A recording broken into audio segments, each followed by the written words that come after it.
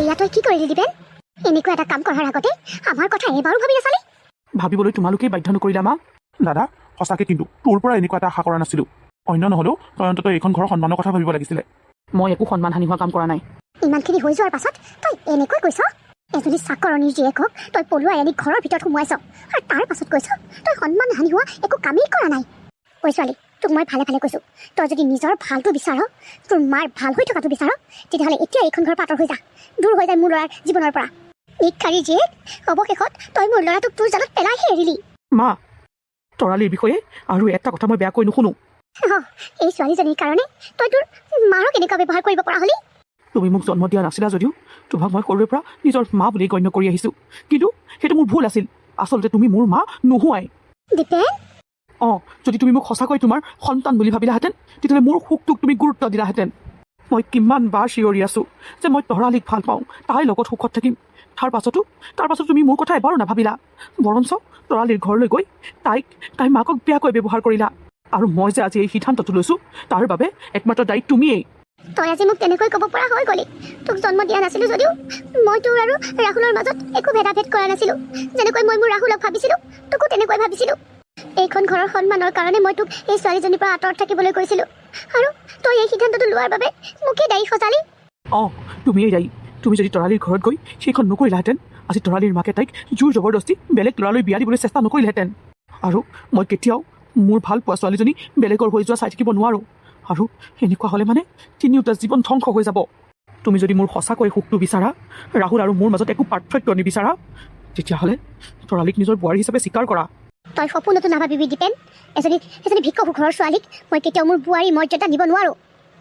আৰু তই ভালকৈ কাণ খুলি শুনি ল ছোৱালী, এইখন ঘৰত তই মহাৰাণী হৈ দিন কটাম বুলি আহিছ নহয়। চাওঁচোন তোৰ এই সপোন কেনেকৈ পূৰণ হয়। এতিয়াই তই মোৰ ঘৰৰ পৰা ওলাই যা, নহ'লে কিন্তু কথা বেয়া হ'ব। দীপেন দা, মই সেইকাৰণে কৈছিলোঁ মোৰ লগত যি হয় হওক, আপুনি নিজৰ সিদ্ধান্ত সলনি কৰক। আৰু চাওক, আপুনি মোৰ কথা নমনাৰ বাবে কি হ'বলৈ ধৰিছে। তই অকণো চিন্তা নকৰিবি তৰালি। মন্দিৰৰ ভিতৰত তোক মই শিৰত সেন্দুৰ পিন্ধাই এইখন ঘৰলৈ আনিছোঁ। তোৰ হাতখন যেনেকৈ মই এতিয়া খামুচি ধৰিছোঁ, তোৰ জীৱনৰ প্ৰত্যেকটো সময়তে খামুচি ধৰি থাকিম। আৰু মা, তুমি তৰালিক বোৱাৰী মৰ্যাদা দিব নোৱাৰা নহয়। এইখন ঘৰৰ পৰা ওলাই যোৱাটো বিচাৰিছা নহয়, ঠিক আছে, তৰালি যাব। কি তই সঁচাকৈ কৈছ? সঁচাকৈ কৈছোঁ, কিন্তু তৰালি এইখন ঘৰৰ পৰা অকলে নাযায়। ময়ো যাম তাইৰ লগত, এইখন ঘৰ একেবাৰে এৰি থৈ। তই এইবোৰ কি কৈছ দীপেন? আপুনি এতিয়াও বোবা হৈ থাকিবলৈ কিবা এটা ক'ব। দেখিছে নহয় আপোনাৰ ল'ৰাই কেনেকৈ মোক ভাবুকি দিছে। ঠিক আছে, তই যদি যাব বিচাৰিছ যা, কিন্তু এটা কথা ভালকৈ শুনি ল, তই যেনেকৈ গৈছ তেনেকৈ বাহিৰতে থাকিব লাগিব। এইখন ঘৰলৈ যাতে তই আৰু কেতিয়াও ঘূৰি নাহ। আৰু এটা কথা, এই সকলোবোৰ সম্পত্তি তই এৰি থৈ যাব লাগিব। ইয়াৰ ভাগ এটাও তই বিচাৰিব নোৱাৰিবি। এতিয়া বুজিছোঁ, তোমাৰ কাৰণে মোৰ সুখটো ইম্পৰ্টেণ্ট নহয়, আচলতে এই সকলো সম্পত্তিবোৰহে ইম্পৰ্টেণ্ট। ঠিক আছে, তুমি যেনেকৈ বিচাৰা তেনেকৈ হ'ব। এই সম্পত্তিবোৰে তোমাক সুখ দিব পাৰে নহয়। এই সম্পত্তি সকলোবোৰ তোমালোকৰ। মই একো এটা বিচাৰি নাহোঁ। দেউতাৰ যিমানবোৰ ইণ্ডাষ্ট্ৰি মোৰ নামত আছে, সেইবোৰ মই সকলোখিনি তোমাৰ নামত কৰি দিম। এতিয়াতো খোজ হ'লা নহয়। মোক এই সম্পত্তিৰ সুখবোৰ নালাগে, মোৰ মনৰ সুখটো লাগে, যিটো মোক তৰালিয়ে দিব পাৰিব। আৰু মোৰ নিজৰ ওপৰত বিশ্বাস আছে, ইমান দিনে লোৱা মোৰ শিক্ষাৰ ওপৰত বিশ্বাস আছে। মই কিবা এটা কৰি হ'লেও নিজে চলিব পাৰিম আৰু তৰালিকো চলাব পাৰিম। দেউতা, মোৰ নামত যিমানবোৰ সম্পত্তি আছে সেইবোৰ মাক দিয়া নে ভাইটিক দিয়া তোমাৰ কথা। মই এই সকলোবোৰ তোমাক সমজালোঁ আৰু মই আহিছোঁ দেউতা। এখোজো আগবঢ়াব নোৱাৰিবি। আপুনি কিয় ৰখাইছে তাক? যাব বিচাৰিছে নহয়, যাবলৈ দিয়ক। আপোনাৰ সন্মানৰ কথা কোনো চিন্তা নকৰিলে, কৰা হ'লে এনেকুৱা এটা কাম নকৰিলেহেঁতেন। আৰু আমাৰ সন্মানৰ কথা চিন্তা নকৰা ল'ৰা এটাক এইখন ঘৰত থাকিবলৈ দিয়াটো উচিত নহয়। গতিকে তাক যাবলৈ দিয়ক, নৰখাব তাক। এইখন ঘৰত কোন থাকিব কোন যাব সেইটো মই বিচাৰ কৰিম, তুমি নহয়। দীপেন, তই মোৰ ল'ৰা, গতিকে মই যিটো কওঁ তই সেইটো শুনিবই লাগিব আৰু মানিবও লাগিব। কিন্তু দেউতা, কোনো কিন্তু নাই।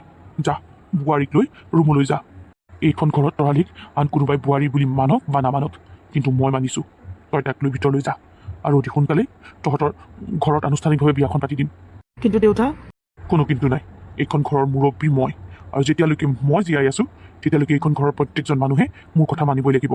বোৱাৰী, দেউতা, দীপেন দুবছৰীয়া হৈ থাকোঁতেই দীপেনৰ মাকে আমাক এৰি থৈ গুচি গৈছিল। দীপেনৰ মাকৰ বহুত ইচ্ছা আছিল ভৱিষ্যতে তেওঁৰ পুতেকে বিয়া পাতিলে সেই বোৱাৰীয়ে তেওঁৰ ভাগৰ কাপোৰবোৰ যাতে পিন্ধে। তেওঁৰ ভাগৰ গোটেই কাপোৰবোৰ নতুন হৈ আছে। তুমি বাৰু সেই কাপোৰবোৰ পিন্ধি দীপেনৰ মাকৰ আশাটো পূৰণ কৰিবানে? কৰিম দেউতা। মোৰেই ভাগ্য বেয়া দেউতা, এনেকুৱা এজনী মাৰ মৰমবোৰ পাবলৈ মই সক্ষম নহ'লোঁ। যোৱা, এতিয়া ভিতৰলৈ যোৱা। দীপেন, যা, বোৱাৰীক ভিতৰলৈ লৈ যা। তোমাৰ মনৰ ভিতৰত কি খেল খেলি আছে সেইটো মই ভালকৈ উপলব্ধি কৰিব পাৰিছোঁ। তুমিও এটা কথা ভালকৈ শুনি লোৱা, অন্ততঃ মই জীয়াই থকালৈকে মোৰ বোৱাৰী আৰু ল'ৰাৰ লগত একো এটা বেয়া হ'বলৈ মই নিদিওঁ। সোণাৰীতা, যেনেকৈ তুমি দীপেনক জন্ম দিয়া নাই তেনেকৈ কিন্তু মই ৰাহুলক জন্ম দিয়া নাই।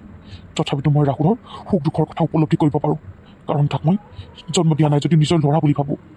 আৰু মই এইটোৱেই বিচাৰোঁ, তুমিও যাতে দীপেনক নিজৰ ল'ৰা বুলি ভাবা আৰু তাৰ সুখ দুখৰ কথাবোৰ চিন্তা কৰা। আচলতে তই মূৰ্খ। আগতেও তই মূৰ্খ হৈ আছিলি আৰু এতিয়াও তই মূৰ্খ হৈয়ে থাকিবি। তোৰ ল'ৰাৰ সুখ দুখৰ কথা চিন্তা কৰিবলৈ মই তোলৈ বিয়া হোৱা নাছিলোঁ।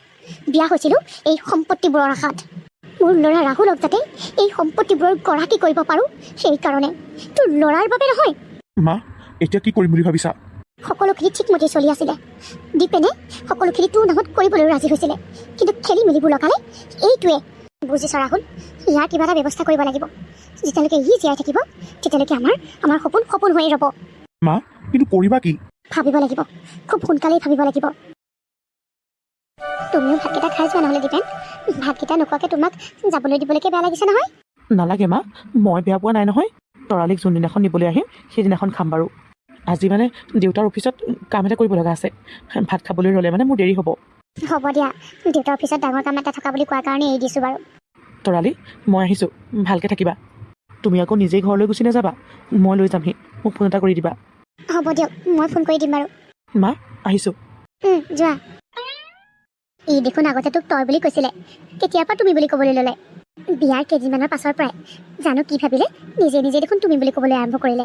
জানো প্ৰথমতে যে মোৰ ইমান লাজ লাগিছিলে নহয়, সেইবোৰ বাৰু ঠিকেই আছে। মোৰ দীপেনৰ ওপৰত সম্পূৰ্ণ বিশ্বাস আছে, সিটোক সুখেৰে ৰাখিব। কিন্তু সঁচা কথা মা, দীপেনৰ লগত যেনেকৈ মই সুখত থাকিব পাৰিছোঁ, মই বেলেগৰ লগত কেতিয়াও নোৱাৰিলোহেঁতেন। তোক মই জোৰ জবৰদস্তি বেলেগ এটা ল'ৰালৈ বিয়া দিবলৈ ওলাইছিলোঁ, কিন্তু তই বিশ্বাস কৰ, সেইটো সময়ত মই ইমান ভয় খাইছিলোঁ যে মই জানো মা, তোৰ ঠাইত বেলেগ মাক হোৱা হ'লেও চাগে সেইটোকেই কৰিলেহেঁতেন। দীপেনৰ মাকে তোক ভাল ব্যৱহাৰ কৰেনে? দীপেনৰ মাকৰ কথাটো বাদ দে, কিন্তু দীপেনৰ দেউতাকে মোক বহুত মৰম কৰে। বোৱাৰী নহয়, নিজৰ ছোৱালী বুলি ভাবে মা। মানুহজন বহুত ভাল, সহজ সৰল। কিন্তু মোৰ দীপেনৰ মাকৰ লৈহে ভয় হৈ থাকে। তই মানুহজনীৰ পৰা অকণমান সাৱধানে থাকিবি। দীপেন দা আছে নহয়, মোৰ একো নহয় দে। মানুহজনীয়ে নিজৰ স্বাৰ্থ সিদ্ধিৰ কাৰণে যিকোনো কামেই কৰিব পাৰে। তহঁতৰ বিয়াৰ দিনকেইটা মোক মানুহৰ আগত অপমান কৰিবৰ কাৰণে কিমান কিখিনি কৰা নাছিলে। সেইবোৰ কথা ধৰি নাথাকিবি মা। দীপেনৰ মাকহে তেনেকুৱা, বাকীবোৰ নহয় নহয়। আৰু কি জান, আমিতো আগতে জনাই নাছিলোঁ, সেইগৰাকী দীপেনৰ আচল মাক নহয় নহয়। কি কৈছ তই?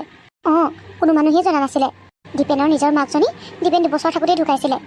আৰু যে ৰাহুল, দীপেনৰ ভায়েক, সিও দীপেনৰ নিজৰ ভায়েক নহয় নহয়। মানে দীপেনৰ দেউতাকৰ নিজৰ ল'ৰা নহয়। কি কৈছ? দীপেনৰ দেউতাকলৈ যেতিয়া সেই মানুহগৰাকী বিয়া হৈ আহিছিলে, তেতিয়া সেই ল'ৰাটো 6 মাহ নে 7 মাহ হৈ আছিলে। সেইকাৰণে চাগে মানুহজনীয়ে দীপেনৰ মনৰ কথা বুজিবলৈ চেষ্টা নকৰিলে। নিজৰ ল'ৰা হোৱা হ'লে সেই পুতেকৰ সুখ দুখৰ কথা অকণমান চিন্তা কৰিলেহেঁতেন। নাজানো আৰু সেইবোৰ মা।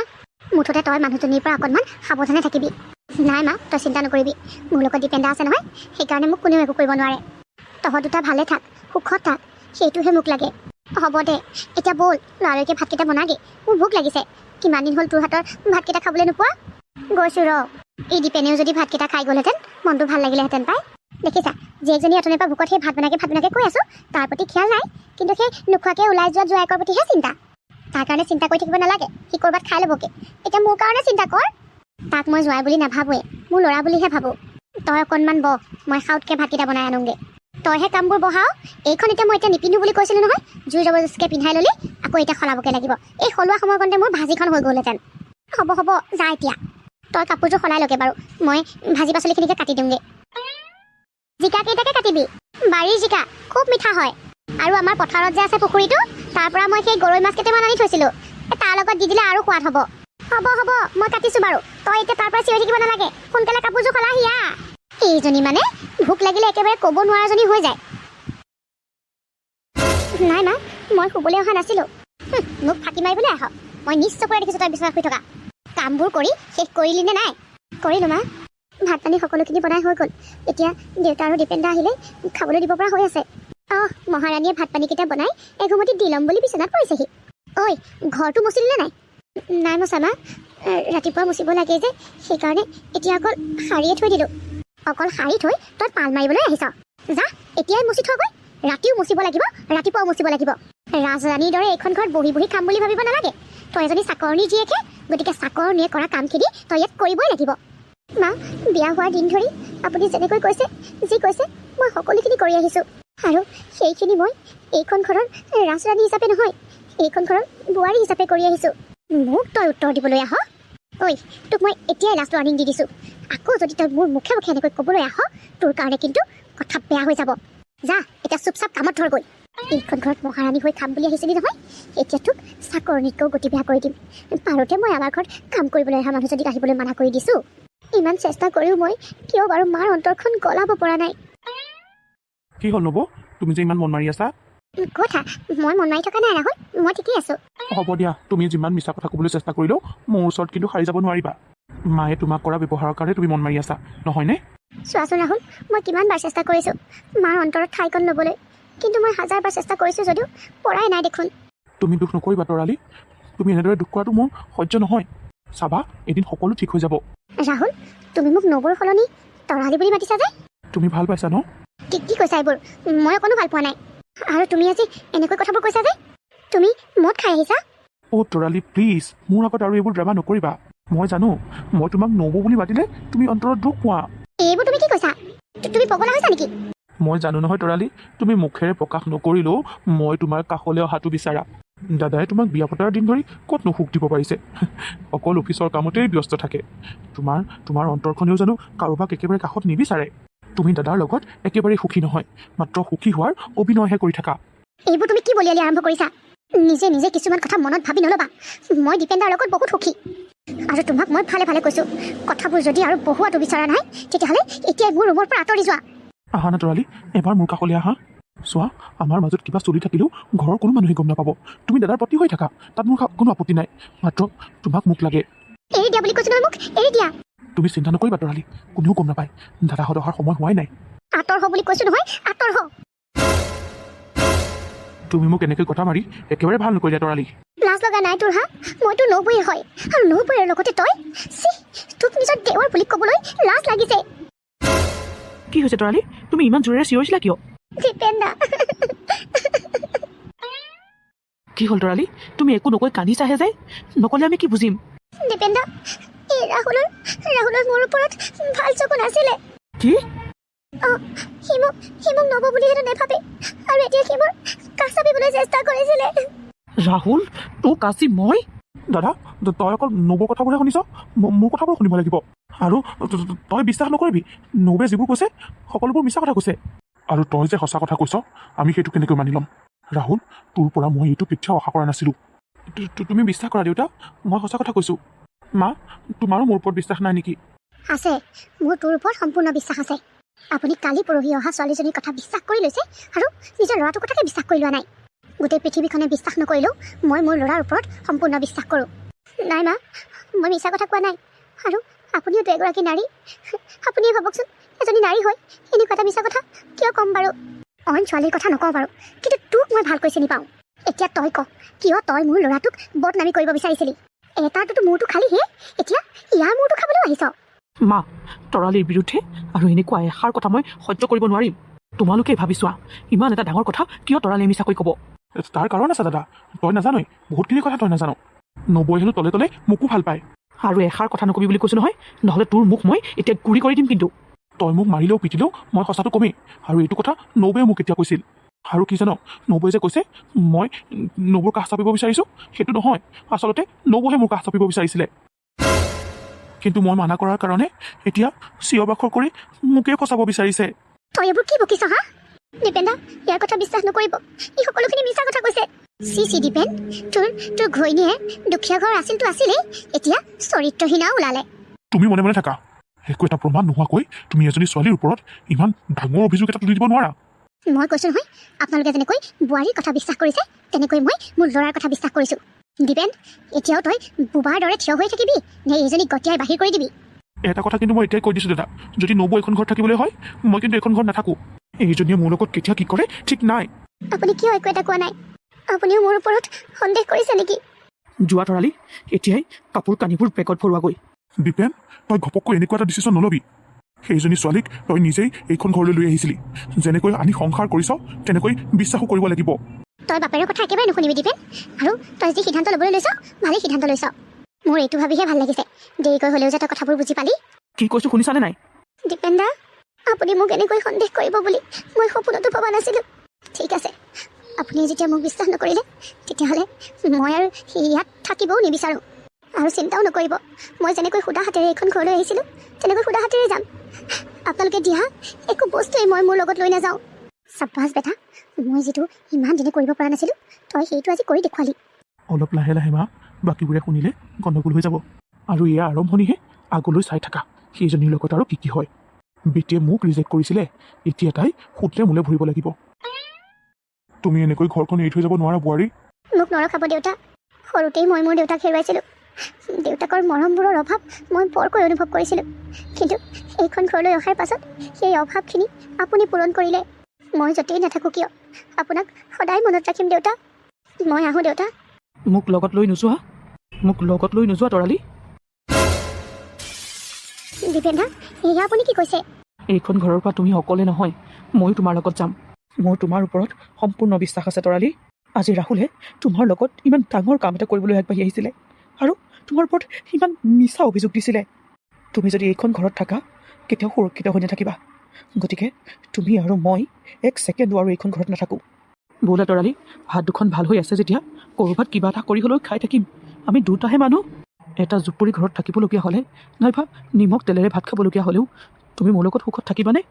মোক ৰাজমহল নালাগে, মোক আপোনাক লাগে। আপুনি য'তেই থাকে মই ত'তেই সুখী হ'ম। দেউতা, তোমাৰ যিমানকেইটা কোম্পানী আছে, যিমানবোৰ সম্পত্তি আছে, সেইবোৰ তোমাৰ এই পুত্ৰ ৰাহুলকে দিবা। মোক তাৰ অলপো ভাগ নালাগে। মাত্ৰ আমাক আশীৰ্বাদ কৰিবা, আমি য'তেই থাকোঁ যাতে ভালে কুশলে থাকোঁ। এই ৰাতিখন তহঁত কলৈ যাবলৈ ওলাইছ দীপেন? কথাবোৰ চাৰি বেৰৰ মাজতেই মীমাংসা কৰ। নাই দেউতা, আৰু মীমাংসা কৰিব নোৱাৰি। প্ৰত্যেক দিনাখনেই তৰালিৰ লগত মায়ে যিবোৰ ব্যৱহাৰ কৰি আহিছে সহ্য কৰি আছিলোঁ, কিন্তু এতিয়া আৰু নোৱাৰোঁ। য'ত মোৰ পত্নীয়ে সুৰক্ষিত নহয় সেই ঠাইত মোক আৰু থাকিবলৈ নক'বা দেউতা। আমি আহিছোঁ, বোলা তৰালি। দীপেন, মোৰ কথাটো শুনচোন। এইবোৰ চব তহঁতৰ কাৰণেই হৈছে।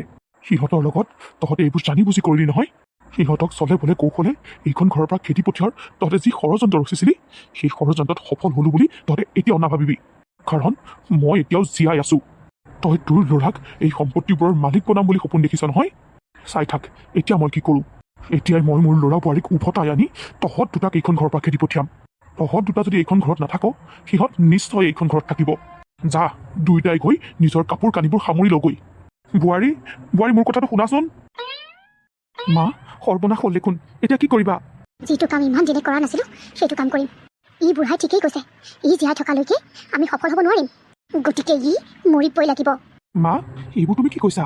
ঠিকেই কৈছোঁ। যা ৰাহুল, আমাৰ ওচৰত বেছি সময় নাই।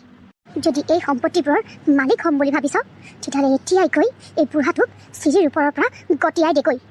মানুহে ভাবিব পুতেক বোৱাৰীক যোৱাৰ কাৰণে উধাটো খাই চিৰিৰ ওপৰৰ পৰা বাগৰি বুঢ়াটো মৃত্যু হ'ল। এইটো এটা এক্সিডেণ্ট। কিন্তু মা, কেনেকৈ মই মোৰ দেউতাক সেনেকৈ মাৰি পেলাব পাৰিম? বেছি চিন্তা কৰিব নালাগে। সেইটো তোৰ নিজৰ বাপে নহয় নহয়। পাহৰিলি নেকি যে তোৰ বাপে বেলেগহে? সেইটো তোক জন্ম দিয়া নাই। গতিকে তাক মাৰিবলৈ তই চিন্তা কৰিব নালাগে, তোৰ হাত কঁপিব নালাগে। যা, বেছি সময় নাই আমাৰ হাতত। ঠিক আছে, পাছৰখিনি কিন্তু তুমি চম্ভালি ল'বা। চব মানুহেই এদিন মৰিব লাগিব, গতিকে তোৰো মৃত্যু এনেদৰেই হ'ব। কিমান ভালেৰে তোক বুজালোঁ যে আধা সম্পত্তি তই মোৰ ল'ৰাৰ নামত কৰি দে, কিন্তু মোৰ ল'ৰাটো তোৰ নিজৰ ল'ৰা নোহোৱাৰ বাবে তই একেবাৰে মোৰ কথাত সৈমত নহ'লি। এতিয়া ইয়াৰ মজাটো। যোৱা আকৌ তৰালি, মোক টিফিনটো আনি দিয়া, মোৰ কামলৈ দেৰি হৈছে নহয়। তৰালি, মোক কিবা আপুনি কৈছিলে? কি ভাবি আছা? অথনিৰ পৰাই কৈ আছোঁ মোক টিফিনটো আনি দিয়া বুলি। অঁ, গৈছোঁ ৰ'ব। তুমি বাৰু কিয় মনটো বেয়া কৰি আছা? নাই, ক'তনো মই মনটো বেয়া কৰি আছোঁ। এইটো সময়ত এনেকৈ মন মাৰি থাকিব নাপায় তৰালি। মই বুজিছোঁ, এইটো সময়ত তোমাক মই যেনেকৈ ৰাখিব লাগিছিলে তেনেকৈ ৰাখিব পৰা নাই। তোমাক যিমান ভাল বস্তু আনি খুৱাব লাগিছিলে তাৰ মই 1% আনি খুৱাব পৰা নাই। তেনেকুৱা কথা নহয় দীপেন দা। মই আগতেও কৈছিলোঁ মোক মাত্ৰ আপোনাৰ মৰম ভাল পোৱা লাগে। খোৱা বোৱা, পিন্ধন উৰণ এইবোৰে মোক সুখ দিব নোৱাৰে। তেতিয়াহ'লে কিয় মনটো মাৰি আছা? আমাৰ আহিবলগীয়া সন্তানটোৰ কথা ভাবি তুমি অকণমান হাঁহি ফূৰ্তিত থাকা। দীপেন দা, আজি মোৰ দেউতালৈ খুব মনত পৰিছে। মোৰ কথাটো মনত পৰিলেই কলিজাখন কিবা মোচৰ খাই আহে। দীপেন দা, সেইদিনাখন আমাৰ কাৰণেই দেউতাৰ মৃত্যু হৈছিল। সেই বেয়া কথাবোৰ ইমানকৈ ভাবি নাথাকিবা তৰালি, আৰু সেই ঘটনাটোৰ কাৰণে নিজকে দুখ দিয়াটো বন্ধ কৰা। দেউতাৰ আমাৰ কাৰণে মৃত্যু হোৱা নাছিলে, সেইটো এটা এক্সিডেণ্ট আছিলে। হস্পিটেলৰ পৰা অহাৰ পাছত দেউতাক শেষবাৰৰ বাবেও আমি দেখা কৰিব নোৱাৰিলোঁ। তুমি জানো দেখা নাছিলা সেইদিনাখনৰ ঘটনাটোৰ বাবে সমস্ত দুখ আমাক জাপি দি দেউতাৰ কাহো চাপিবলৈ দিয়া নাছিলে শেষবাৰৰ বাবে দেউতাৰ ভৰি দুখন চুই সেৱা এটা কৰিবলৈ মোৰ খুব মন গৈছিলে কিন্তু সেইটো মই কৰিবলৈ নাপালোঁ আমাক তেনেদৰে দোষী সজাৰ আঁৰত বহুতখিনি কাহিনী লুকাই আছে তৰালি সেইবোৰ তুমি বুজিয়েই নোপোৱা আৰু কি হ'ল তুমি শেষবাৰৰ বাবে দেউতাৰ ভৰি দুখন চুব নোৱাৰিলা তুমি সেৱা কৰিলেও নকৰিলেও দেউতাৰ আশীৰ্বাদ সদায় আমাৰ ওপৰত আছে দেউতাই আমাক ওপৰৰ পৰাই চাই আছে আৰু সুখত থাকিবলৈ কৈছে আৰু তুমি দেউতাৰ ভাল বোৱাৰীজনী হৈ যদি এনেকৈ মন মাৰি থাকা দেউতাৰ আত্মাই জানো শান্তি পাব চোৱা তৰালি মানুহৰ জন্ম মৃত্যু বিবাহ কেতিয়া হয় কোনেও ক'ব নোৱাৰে এতিয়া মই তোমাৰ সন্মুখত আছোঁ একেবাৰে সুস্থ সবল হৈ আছোঁ কিন্তু ক'বওতো নোৱাৰি খন্তেক সময়ৰ পাছত মোৰো মৃত্যু হ'ব পাৰে কি কথাবোৰ কৈছে বাৰু আপুনি শুনিবলৈ সহ্য কৰিব নোৱাৰিলেও এয়া বাস্তৱ তৰালি নাই নাই আপোনাৰ কেতিয়াও একো হ'ব নোৱাৰে অন্ততঃ মই জীয়াই থকালৈকে আপোনাক একো হ'বলৈ নিদিওঁ আৰু যদি কেনেবাকৈ আপোনাৰ কিবা এটা হ'বলৈ হয় সেইদিনাখনেই ময়ো নিজকে শেষ কৰি দিম সেই তৰালি এনেকুৱা কথা মনলৈ নানিবা মোৰ লগতে যদি তুমিও নিজকে শেষ কৰি দিয়া তেতিয়াহ'লে আমাৰ প্ৰেমৰ চিন তোমাৰ গৰ্ভত থকা এই সন্তানটোৰ কি হ'ব মই নোহোৱা হৈ গ'লেও তুমি কিন্তু আমাৰ এই সন্তানটোক বহুত ভালকৈ ডাঙৰ দীঘল কৰিব লাগিব আপুনি নিজেই মোক সুখত থাকিবলৈ কৈ এতিয়া এইবোৰ কথা কিয় কৈ আছে আৰু এটাও এনেকুৱা কথা নক'ব মই সহ্য কৰিব নোৱাৰোঁ তাকেহে পাই হ'ব দিয়া নকওঁ আৰু সেইবোৰ কথা ওলালে যেন মুখৰ পৰা ওলাই থাকে আমি সেই বেয়া কথাবোৰ পাহৰি এতিয়া ভাল কথা ভাবিব লাগিব আমাৰ সন্তানটোৰ ভৱিষ্যতৰ কথা ভাবিব লাগিব আৰু এতিয়া সন্তানটোৰ ভৱিষ্যতৰ কাৰণেই যাওঁ দিয়া কামত ধৰোঁগৈ তুমি কিন্তু মই যোৱাৰ পাছত মন মাৰি থাকিব নোৱাৰিবা হ'ব দিয়ক নাথাকোঁ বাৰু মন মাৰি ব'লক মই টিফিনটো লৈ গৈ আছোঁ কি হ'ল ৰফিক তুমি যে মোক ইমান লৰালৰিকৈ মাতি পঠিয়ালা কিবা এটা যে কৰিব লাগিছিলে তোমাৰ কিবা খবৰ আছেনে ৰঞ্জন কি কৰাৰ কথা কৈছা অঁ তুমি মানে পাহৰিলাই চোৱা ৰফিক আৰু মাত্ৰ এমাহৰ পাছত মোৰ বিয়া গতিকে মোৰ এতিয়া বহুতখিনি কাম কৰিবলগীয়া আছে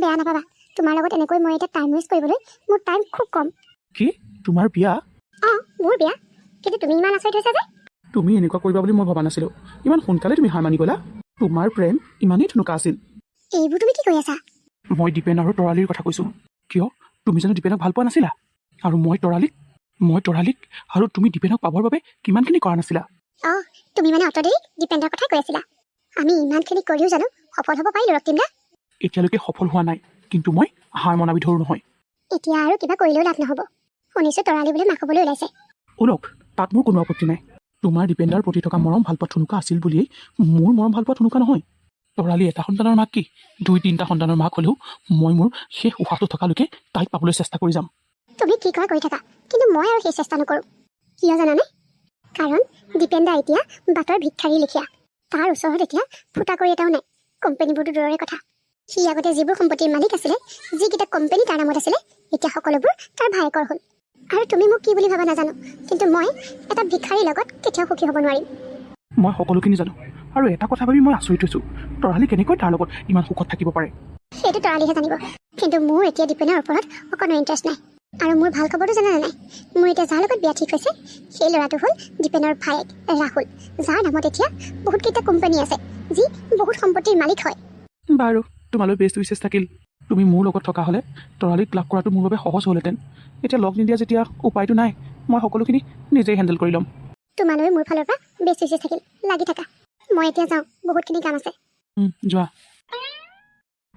যাওঁ যি কৰিব লাগিব এতিয়া অকলেই কৰিব লাগিব চিন্তা নাই দোষ্ট তুমি অকলে নহয় ময়ো তোমাৰ লগত আছোঁ কোন আপুনি মইতো আপোনাক চিনি নাপাওঁ কিন্তু মই তোমাক ভালকৈ চিনি পাওঁ আৰু তুমি মোক তোমাৰ শুভাকাংক্ষী বুলিয়ে ভাবিব পাৰা তুমি সেইজনেই নহয় জানো যিজনে তৰালিক পাবৰ কাৰণে বহুত চেষ্টা কৰিছিলে কিন্তু তাইক নিজৰ কৰিব নোৱাৰিলে আপুনি এইবোৰ কেনেকৈ গম পালে মই এইবোৰ কথা ক'ত কেতিয়া কেনেকৈ গম পালোঁ সেইবোৰ কথা এতিয়া বাদ দিয়া মুঠৰ ওপৰত তোমাৰ আৰু মোৰ শত্ৰু একেটাই আৰু এতিয়া তাক ধ্বংস কৰিবলৈ তুমি আৰু মই একেলগে কাম কৰিম আগতে আপুনি আপোনাৰ সঠিক পৰিচয় দিয়ক মই ৰাহুল দিগন্তৰ ভায়েক অঁ তুমিয়েই মানে সেইজন যাৰ লগত ৰঞ্জনৰ বিয়া ঠিক হৈছে হয় আৰু এমাহৰ পাছত আমাৰ বিয়া কিন্তু দিগন্ত বা তৰালি তোমাৰ শত্ৰু হ'ল কেনেকৈ তুমি যেনেকৈ তৰালিৰ প্ৰেমত বলিয়া হৈছিলা তাইক পাবলৈ তুমি যিকোনো কাম কৰিছিলা ঠিক তেনেদৰে ময়ো পগলা হৈছিলোঁ তৰালিক পাবৰ কাৰণে কিন্তু তাইক বিয়া কৰাবৰ কাৰণে নহয় তাইক এবাৰ একেবাৰে কাষত পাবৰ কাৰণে আৰু এবাৰ মই জোৰ জবৰদস্তি তাইক কাষ চাপিবলৈ চেষ্টা কৰিছিলোঁ কিন্তু তাইৰ বেটিয়ে মোক ৰিজেক্ট কৰি দিলে চুপ থাক তৰালিৰ বিৰুদ্ধে আৰু এনেকুৱা কথা এষাৰো মই সহ্য নকৰোঁ তই দিগন্ত আৰু তৰালিৰ শত্ৰু নহয়। এনেকুৱা কথা কৈ থাকিলে এটা মোৰ শত্ৰু হৈ পৰিবি। তই মোৰ তৰালিৰ গাত হাত লগাবলৈ ক'ত সাহস পালি? তোক আজি মই মোৰ ভুল হৈছিল আৰু বিশ্বাস কৰা এতিয়া তৰালিৰ প্ৰতি মোৰ তেনেকুৱা ভাৱ একো নাই। আৰু মই এতিয়া তৰালিক নহয় দীপেনকহে ধ্বংস কৰিব বিচাৰোঁ। তুমি যদি মোক এতিয়া শত্ৰু বুলিহে ভাবা তেতিয়াহ'লে কিন্তু লোকচান তোমাৰহে, মোৰ নহয়। কেনেকৈ? আৰু তুমি দীপেনক কিয় ধ্বংস কৰিব বিচাৰিছা? সেইটো তোমাৰ দাদা হয়। দাদা হয় কাৰণেই ধ্বংস কৰিব বিচাৰিছোঁ। ধ্বংস মানে একেবাৰে মোৰ ৰাস্তাৰ পৰা আঁতৰ কৰিব বিচাৰিছোঁ। আৰু তাক মই কিয় শেষ কৰিব বিচাৰিছোঁ সেইটো তুমি ইমানকৈ নাজানিলেও হ'ব। মুঠৰ ওপৰত তাক শেষ কৰিব পাৰিলে তোমাৰো লাভ মোৰো লাভ। শেষ মানে মই তাক একেবাৰে ওপৰলৈ পঠিওৱাৰ কথা কৈছোঁ। সি যদি জীয়াই থাকে তুমি কেতিয়াও তৰালিক পাব নোৱাৰিবা। তাৰ মৃত্যু হ'লেহে তৰালি তোমাৰ কাষ চাপিব আৰু সি মৃত্যু হ'লেহে মোৰ উদ্দেশ্য পূৰণ হ'ব। নাই দেই, মই বেলেগ কিবা কৰিব পাৰিম, কিন্তু মানুহক মই হত্যা কৰিব নোৱাৰোঁ। তুমি কেঁচুৱা নেকি? সেইখন কলিজালৈ ছোৱালীক ভাল পাবলৈ আহিছা? মোৰ কাৰণে হত্যা কৰাটো ভাতৰ লগত পানী খোৱাৰ কথা। তুমি যেনেকৈ কৈছা যেন তুমি আগতে কেইবাটাও মাৰ্ডাৰ কৰি থৈছা, আৰু তুমি কৰা বা নকৰা সেইটো মোৰ কাৰণে দৰকাৰী কথা নহয়। মুঠৰ ওপৰত মই এই মাৰ্ডাৰ চাৰ্ডাৰ কেছত সোমাবলৈ নাই দেই। কিবা বেলেগ প্ৰকাৰে মই দীপেনৰ পৰা তৰালিক কাঢ়ি আনিম আৰু নিজৰ কৰি ল'ম। তেতিয়াহ'লে এইটো জনমত তৰালিক পোৱা আশা তুমি বাদ দিয়াই ভাল। আৰু তুমি যে কৈছা মই কেইবাটাও মাৰ্ডাৰ কৰি থৈছোঁ বুলি, কেইবাটাও নহয় কিন্তু এটা মাৰ্ডাৰ মই কৰি থৈছোঁ। আৰু কাক জানা? মোৰ দেউতাক। কি? তুমি ঠিকেই শুনিছা।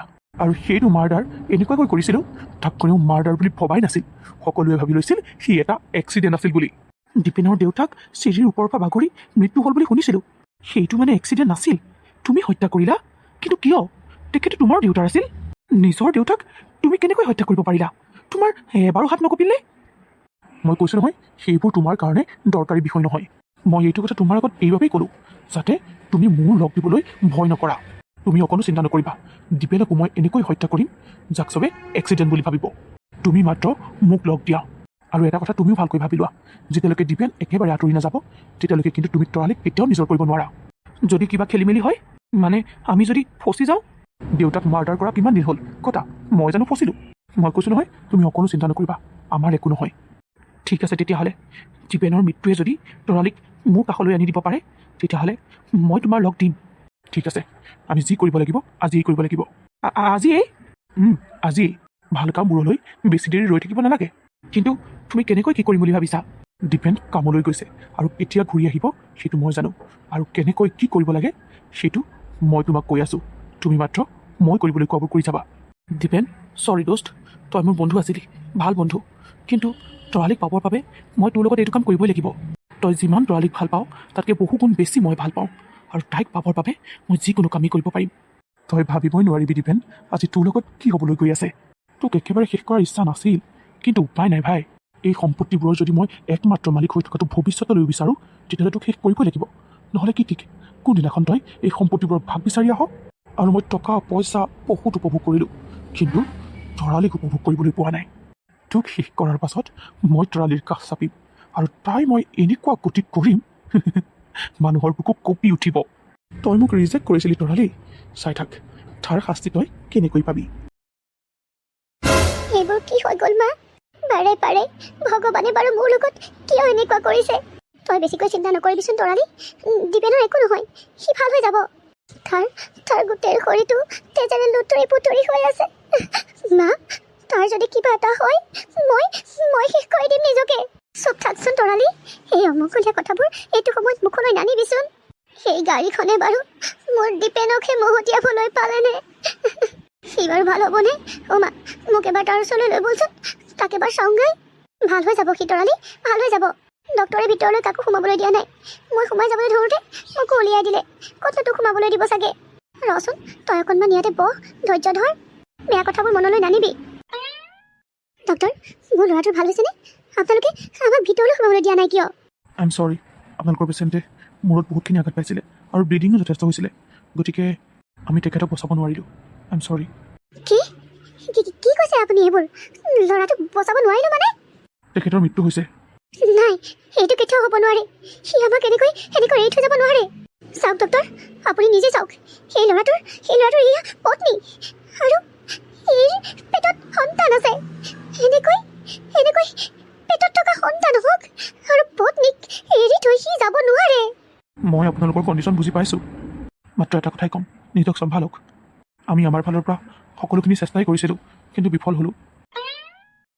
তৰালি তৰালি ভগৱানে ভগৱানে আমাৰ লগত এয়া কি কৰিলে তই সৰু থাকোঁতেই মই মোৰ মানুহজনক হেৰুৱালো আৰু এতিয়া তোৰ পেটত সন্তান থাকোঁতে তই তোৰ মানুহজনক হেৰুৱালি ঐ ছোৱালী তই কিবা এটা ক কি হ'ল তই যে মুখেৰে একো মাত মতা নাই তই ধৈৰ্য ধৰিব লাগিব বুজিছ এজনী তই সাহসী হ'ব লাগিব তোৰ নিজৰ কাৰণে নহ'লেও তোৰ পেটত থকা সন্তানটোৰ কাৰণে দীপেনে তহঁতৰ ভাল পোৱাৰ শেষ চিন তোৰ হাতত দি থৈ গৈছে গতিকে তই এতিয়া নিজকে চম্ভালিব লাগিব তৰালি মই কি কৈ আছো ডক্তৰে কি কৈ থৈ গ'ল তই শুনিছনে নাই সেইজনীয়ে যে একো এটা মুখেৰে